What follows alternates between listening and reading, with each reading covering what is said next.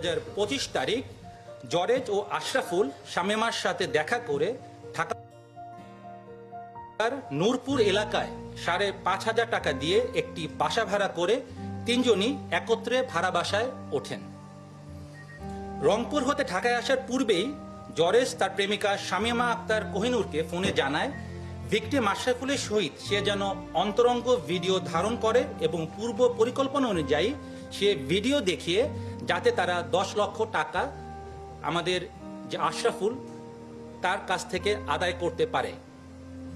পূর্ব পরিকল্পনা অনুযায়ী ভিকটিম আশরাফুলকে শামীমা মাল্টার শরবতের সাথে ঘুমের ওষুধ খাইয়ে হালকা অচেতন করে যাতে বাইরে হতে জরেজ অন্তরঙ্গ মুহূর্তের ভিডিও ধারণ করলে আশরাফুল তা বুঝতে না পারে। পরবর্তীতে যখন একান্ত সময় কাটায় তখন জরেজ বাইরে হতে ভিডিও ধারণ করে থাকে এবং উক্ত ভিডিও আপনাদের সামনে যে মোবাইল আমরা জব্দ করেছি তাতে আমরা পাই এবং ওই অশ্লীল ভিডিওগুলো ধারণ করে সে পরবর্তীতে ব্ল্যাকমেইলিংয়ের একটা চেষ্টা করে বলে আমরা বুঝতে পারি। প্রিয় সাংবাদিকবৃন্দ, শামীমা দেওয়া তথ্য মতে 12 নভেম্বর 2025 তারিখ দুপুরে আশরাফুল যখন পুরোপুরি অচেতন হয়ে পড়ে তখন জরেজ আশরাফুলের হাত দড়ি দিয়ে বেঁধে ফেলে এবং মুখ কস্টেপ দিয়ে আটকিয়ে দেয়।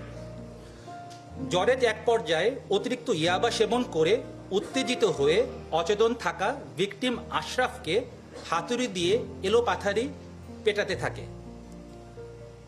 তার আঘাতে এবং মুখ স্কচটেপ দিয়ে বাধা থাকায় শ্বাস না নিতে পেরে ঘটনাস্থলে ভিকটিম আশরাফুল মৃত্যুবরণ করেন। আশ্চর্যের বিষয় যে একই ঘরে জরেজ এবং শামীমা সেই লাশের সাথেই সেই রাত্রিটি যাপন করেন। পরবর্তী দিন অর্থাৎ 13 নভেম্বর 2025 তারিখ আশরাফুলের মৃতদেহ গুম করার উদ্দেশ্যে জরেজ নিকটস্থ বাজার হতে চাপাতি ও 2টি ড্রাম কিনে আনেন। জরেজ চাপাতি দিয়ে লাশটিকে মূলত 26টি টুকরো করেন এবং 2টি নীল রঙের ড্রামে ভরে রাখেন। সিসিটিভি ফুটেজ বিশ্লেষণ করে আমরা যেটা দেখতে পাই যে বাসা থেকে দুপুর 2টা 43 মিনিটে একটি সিএনজি ভাড়া করে ড্রাম দুটি সিএনজিতে নিয়ে দুপুর 2টা 52 মিনিটে তারা বাসা হতে রওনা করেন।